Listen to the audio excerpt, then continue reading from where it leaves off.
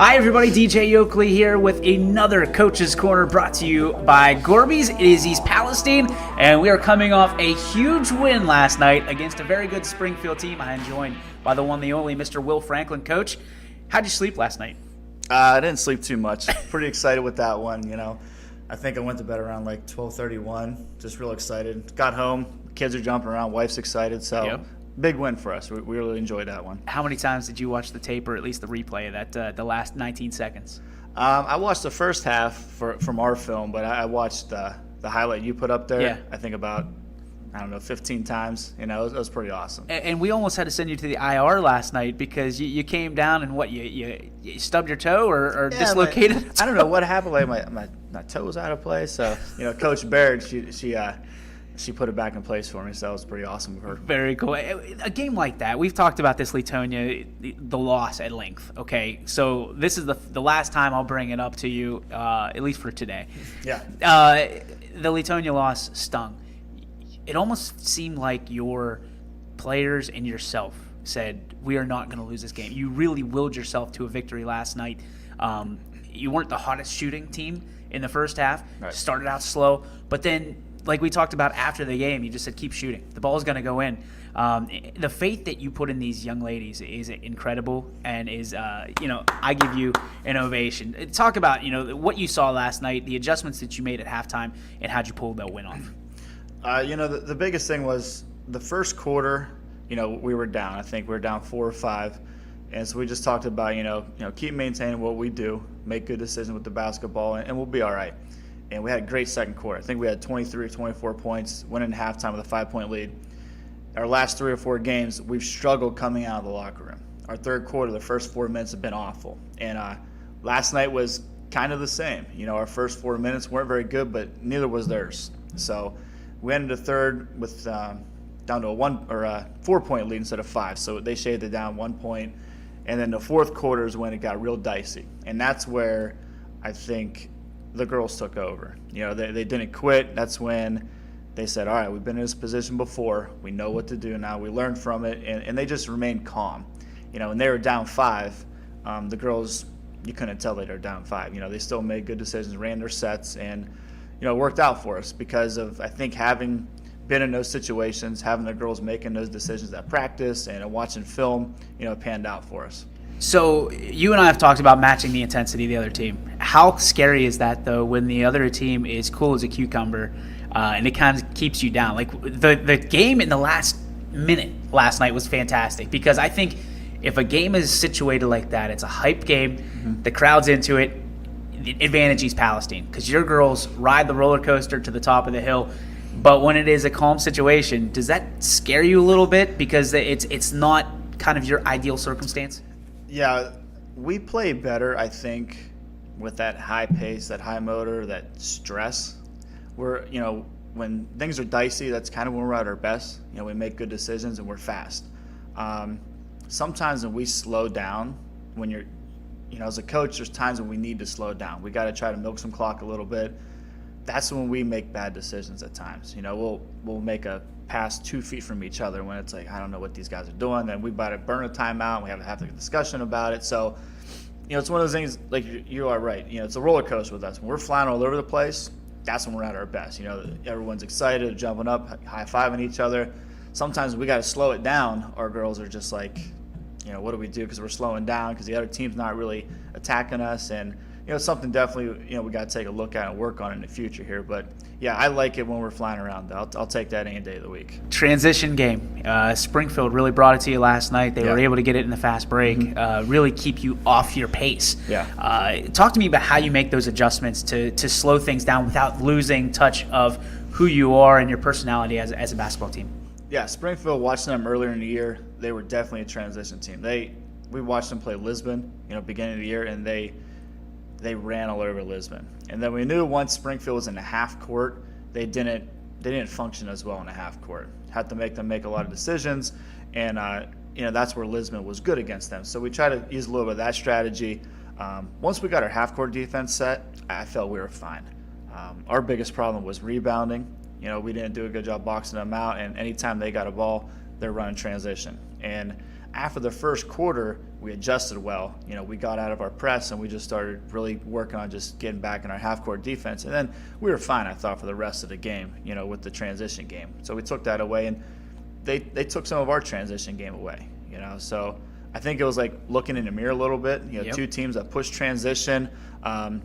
Thankfully for us, we just hit a couple more of those, and you have a kid like Fristic who's, she was unbelievable in that fourth quarter overtime, just hitting threes. So that definitely, helped us out. When you see back-to-back threes, let's talk about Jocelyn's night last night. Back-to-back threes like that after she started off cold, right? She has zero problems with self-reliability. She will shoot it. You give her the ball, because of the effort that she puts in the offseason. Yes. And I made that point during the broadcast last night. The ball's in her hands. She chucks it up. She ties the game. She gives you the lead. Two back-to-back, I believe back-to-back scenarios down the floor, and then they come back. Is that one of those scenarios, as a coach, you just go, man alive, we had it, and we let it slip through our fingers, and then you get that other chance, that last chance bucket. And we talked a little bit off the air, that felt really similar to the Latonia game, where she hits that three, gives you a 2-point lead, and there's, 3 seconds, 5 seconds, I think, something like that, to take it down the floor. Take me through your thought process from the time she hits that three to give you the lead to that last 5 seconds that felt like 5 years. Yeah, it's, obviously the shot was huge. Jocelyn's a girl where anytime she touches the ball in practice, and if she doesn't shoot it, we're like, why didn't you shoot it? Her job is you catch and shoot. You catch and let it rip, because that's what your job is. And then once the defense comes out of you, now you make the decision. Drive around them, kick it to a teammate, they got a wide open shot. So she's worked real hard on that in the offseason, like you said, and anytime we put her in places just to use her, her skill set to help out the other girls, and it's been working well for us. But yeah, when she hit that last one, I was pretty nervous there on the sideline because I thought it was short, and then I watched it go through, and that place erupted, and I'm like, girl, we still got 7-8 seconds left. Neither team had a timeout. They were in the double bonus, so it's like, don't touch anybody, don't foul. Yep. They got the ball up the court real quick. Our girls are kind of celebrating. At the same time, I'm screaming. A couple of them are recognizing, hey, we still got to play defense. Right. The girl got a shot off at the elbow, a little outside the elbow, which is, scary for a minute there. But, that girl was stressed out, and she was contested, and it was clock factor. And, then the ball went out, and I think there was like 0.3 seconds left. It's like, oh, my gosh, how's there 0.3 seconds left? But, then our girls are celebrating, and then we finally found out it's our ball, so we just inbounded, and it was like that place just erupted. So just seeing the excitement on those kids' faces, that's what makes it, why you put in all those hours in the gym. And I guess my question is the coaching that you did from the sideline with that 0.3 seconds to go. You figured out it was your ball. Mm-hmm. You can only do so many things because you don't really – I'm just guessing here. You don't really plan for 0.3 seconds. You don't put that in the playbook. No. So when you look at that, it's not enough time to get a shot off, so you just got to inbound it and let it touch somebody or something. For you, are you just thinking – just don't mess this up. You know what I mean? It's a scenario like you don't want to short sell your girls, right? But that the scenario is there. Yep. The ball the game is in the referee's hands because it's whatever they see at that point. Mm-hmm. What were you saying? Just inbound it. Just inbound it, hold it, because we also had a possession arrow. Yep. So it's just inbound and let's go. In Springfield, they didn't contest the inbound either. I think they were drained, kind of confused. And obviously, I think both teams were drained. Yep. Definitely physically. That was a fast-paced game. Sure it was a physical game. But yeah, that was a great high school basketball game. I watched that one over and over again because that was enjoyable. And just to see the decisions that our kids made down the line, that's what made it a great game for us. First win against Springfield under your watch. A former coach at Springfield. Yep. Wife went to Springfield? Wife went to Springfield. Talk to me about what that win means to you personally. Oh, it means a lot.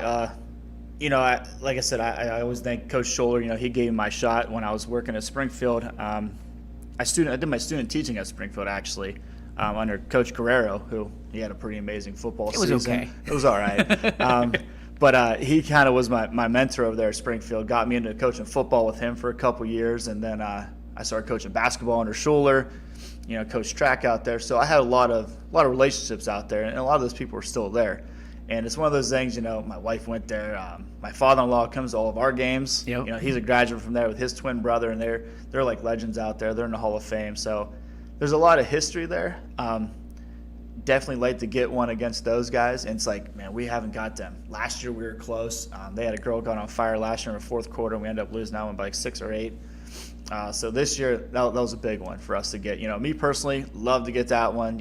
I finally got to get a win over Springfield, so we just got to keep them rolling. And what people don't know is you went to the Springfield State Championship game. You're a supporter of Springfield because of what the opportunities they've given to you. So when you look at it, and I always say this, it's no matter the scenario, no matter the record, when you play teams that have successful programs in every sport, such as Springfield, a win is a big win. And so for you, what does it mean? I mean, for you look at this down the road. You've got some big games coming up here in a short time. Can you use this victory to carry you on? Oh, it's definitely, when you talk about quality wins, that's a quality program. They're solid in everything. So getting a win against those guys, that's a good one to, it's a nice feather to put in your cap, especially, once tournament time comes around, people start, looking at who you played, who you beat, that's a big win. They're going to win a lot of ball games. They opened up they had a rough schedule as well. We have a lot of common opponents. So, it's definitely one of those ones that, we call it a program win. Those are the good quality wins you want to have, and it just builds a lot of confidence with your kids, especially, high school athletes, such part of the mental game. It's huge. You have that confidence, and things just get rolling once you're playing well. So now we look to, and the old adage is the season doesn't start until January 1st. Well, guess what? We're sitting here on New Year's Eve talking to each other, and now the opportunity comes. You have an 8 a.m. practice the night after a big victory, and now the season officially starts. Right. You've got Columbiana sneaking right around the corner, along with the other members of the EOAC, and you got a title to fight for. Yes. How does the mind work now when it comes to switching that switch on? Well, it kind of started last night. Right. We got that win. Told the girls, enjoy it. We're back at it 8 in the morning because we got to focus our attention to, that team that we want to really get after on Monday. The one that, I don't know the last time, we've beaten. Definitely before my time. So it's one of those ones the girls they're excited for, and they know the importance of it. And we're going to prepare our butts off and get ready for Monday. Watching film, anything we can to prepare ourselves. And they're a good team, and they've been king of the hill for a lot of time right now. So that's the one we got to really focus on and try to get. 6 years in a row, they've been sitting at the top of the hill, as you say. How is preparation different from a Columbiana standpoint as opposed to anybody else? And I know the old coach talk is going to say, we don't prepare it for anybody differently. But let's be real. I mean, this is a very good basketball team. Yeah. There's a little bit extra on it, especially from the rivalry side of things. Yep. What does it mean to you, and how do you prep different? Yeah, it's a different focus, I think, out of the kids. They're hard to prepare for. Not everyone has, their front court that you can simulate in practice. The Hammond girl is, she's an animal.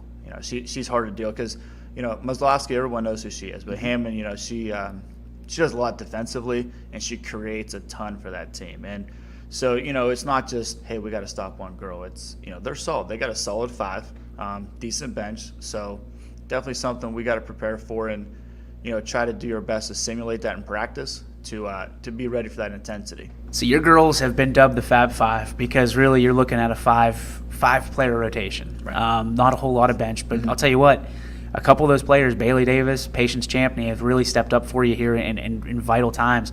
How difficult is it for you their endurance has to be unbelievable throughout the game. You're doing things with 5 players that, a lot of coaches would really struggle to be able to produce wins. How is it? What are the challenges? And for you, what's the fruit at the end of the day? The challenge is, you're asking 5 girls to fly around constantly, because obviously our game is transition. So, they get gassed out. Yep. And it's tough. You got 5, and we rotate a couple more in there. So, it's – and getting back on defense, it's always harping on them, sprint. And, I give it up to those guys because they don't ever quit on me. Yep. Practice-wise, we'll lay off them a little bit here and there. But when it's time to go, they sprint and they get in condition through that stuff. You know, we don't do a lot of conditioning where we just run up and down the floor. We, you know, build drills into it, build situations, anything we can. The biggest challenge is, you know, once you get physically fatigued, is what do you do mentally? That's when the lazy passes come, the bad decisions. So that's just something that we really work through watching film, you know, learn from our own mistakes. Hey, you know, we'll celebrate our victories, but we're also going to, you know, correct the things that we do wrong. So like you said, we have our 5 solid that, you know, we don't take them off the floor very much. So, and they understand that role. And that role was, you know, informed to them beginning of the year. They knew, hey, we don't have a lot of bench, so we got to be in shape. We got to be mentally strong. And, you know, they've owned it so far. I think the biggest thing is you and I talk a lot, and I think we both understand the situation of you as a coach, me as a business owner, is you're trying to put yourself out of business every day. Discover your weaknesses, right? So nobody else can hit on them. The one weakness that you and I both know is you got 5 players, they're going to get gassed, and guess what? If they get in foul trouble, you're in trouble. Every coach knows the blueprint for what they want to do to defeat East Palestine this year. How do you protect that weakness?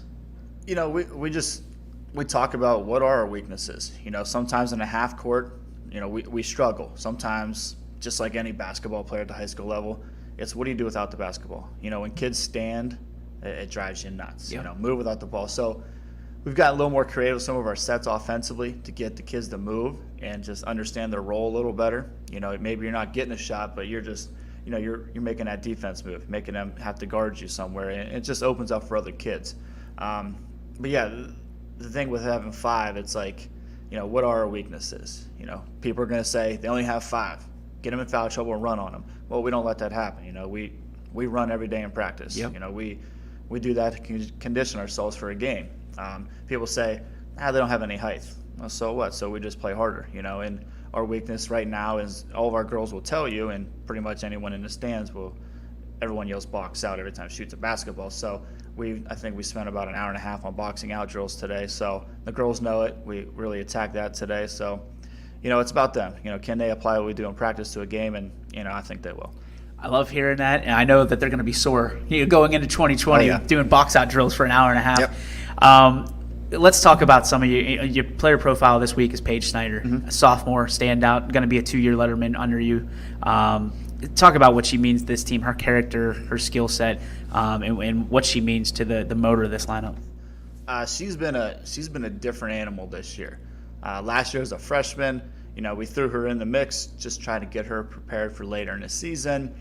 You know, then you know they had a tragedy happen, so they kind of got her off. You know, basketball takes a back seat when that happens. Right. You know, we rally around that kid, and you know we brought her back on the team, and then you know she was good to go, and she started progressing from there on out. She had a great summer with us, with workouts in the weight room, out on the track doing miserable stuff that we made all the girls do this year. They'll tell you that they loved it, but it was awful. And then you know this season, and I'd say after that Letonia game, she's been a different animal. You know, she's rebounded like crazy for us now. She's looking to score a lot more. So I don't know, something switched with her. You know, I think she finally realized, like, hey, you know, I can do this. And some of that came back when we went to summer camp with Robert Morris. We were scrimmaging Hubbard. Okay. And, you know, Paige is a real mellow kid, right? You know, not real loud. This girl from Hubbard gave her a shot. And it was just like, whoa, look out, here's Paige Snyder. Like, she was fired up, and she was a different animal. So we always had to joke, like, you know, someone needs to, like, punch you in the face before we play the game. So, you know, because when she's fired up, and I heard you guys talking, like, someone gave her an elbow last night, and you saw a different look in her eyes. You know, when she's got that intense look, it's like, oh, you know, someone's in trouble, you know. So we really love it when she's playing like that, you know. So her intensity has just been, you know, out of the gym lately. So we just want to keep that up with her. And I know you have a great relationship with Dad, John Schneider. He sits on the almost literally opposite of you on the other side of the court, and is able to kind of be that volunteer coach, if you will, under quotations, on the other side to help you out. It's nice, right? Some coaches would kind of say, hey, listen, you know, my team, my rules, but you know what he brings to the table, you know what he means in East Palestine, and you know he can help you. How nice is that to have that other voice on the other side of the floor? Right, as long as, and you talked about it's that weird sometimes relationship that you have. You know, when they're saying what you're saying, they're another positive voice, it's great. and we've all had that when it's the parent who's saying the opposite thing, Yep. and that just messes up a kid. You know what I mean? So he does a good job of, he says what Echoing what you're saying. It's the Yep. same stuff. Yep. Him and I talk a lot. I work with a guy. He's good basketball knowledge, and we talk each other. And it's always like, I'm almost like, it's kind of like you just heard what I said in the huddle, because same thing I'm complaining about our girls are doing. He's like, man, you guys just need to do this and you'll be fine. I'm like, yeah, So it's when you have the same voice, it's great, And he just doesn't say it to his kid, So he's telling them all, hey, box out, Exactly. hey, get it and run, So it's a positive voice over there, And I think the kids, kids need more of that, from the standpoint. And you don't want those parents just saying every time someone catches it, shoot it. And it's like, well, there's 20 seconds left, and we're up by 3. We don't want that, So it's nice to have someone has that knowledge, and he's another voice to help the kids out. All right, Coach. One of the last questions I'll give you, because we sit here on New Year's Eve, I'm going to ask you for a personal resolution in 2020, and then I'm going to ask you for a team resolution in 2020. Okay. Go ahead. We'll go personal first. Mine is I'm going to try to sleep more. Sleep? Yeah. There's some nights when I get stuck watching our films, and I'm doing this, doing that, and I come in the next day and the girl's like, did you sleep last night? And I'm like, why, do I look that bad? And they're like, yeah, kind of. I'm like, oh, thanks. So It's going to be tough with a new one on the way, huh? Yeah. So I think it's more about just going to bed a little earlier, putting the stuff down, and taking care of that part of my body first. But I got basketball right now. I'll be fine. I'll recharge back up in like March. So that's my personal one. Get a little more sleep. Team goal. I think our New Year's, the thing that we know as a team is we need to box out and rebound like animals. We're not going to have a height advantage ever. So we have to be animals with boxing out, using our bodies, get people out, and that'll take away some of our fouls. We try to jump over people's backs because we're not boxing out, and then they blow a whistle, and then at least leads to other problems. So box out is the Lady Bulldogs New Year's resolution. Coach, congratulations on the victory last night. A well-deserved one. We appreciate you stopping in here on New Year's Eve. I hope you have a great 2020 and a great finish to 2019 here tonight with your family. This has been Gorby's Coach's Corner, brought to you by Gorby's for East Palestine. Until next time, DJ Yoakley saying so long, everybody.